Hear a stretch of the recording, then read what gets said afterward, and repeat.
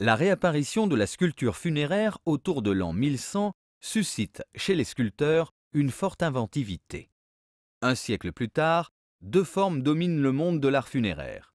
Le gisant, la statue funéraire du défunt qui repose sur la tombe ou le tombeau, et la dalle funéraire, sorte de bas-relief ornant la sépulture. Vous pouvez en admirer ici de très beaux exemples. Les dalles funéraires étaient généralement utilisées dans les édifices urbains. Elles étaient tout particulièrement appréciées des membres de la petite noblesse et de la bourgeoisie. Ces trois dalles provenant de Chypre, ornées d'un bouclier, étaient dédiées à des chevaliers. La seule représentation de leurs armes met ainsi l'accent sur le statut social des défunts.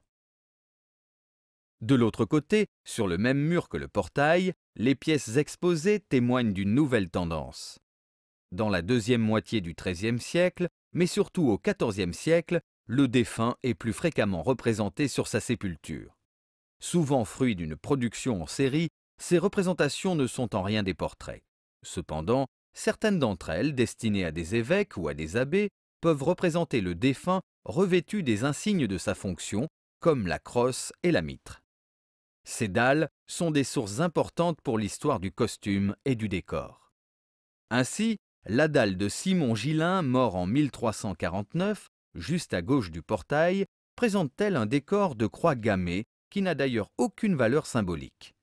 Cette dalle témoigne aussi de la multiplication des matériaux sur une même pièce.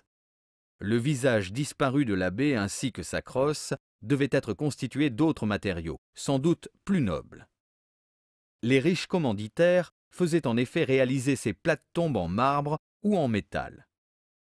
Un emploi de matériaux nobles qui permettait de créer des effets de contraste et donner davantage de relief à ces figures d'éternité.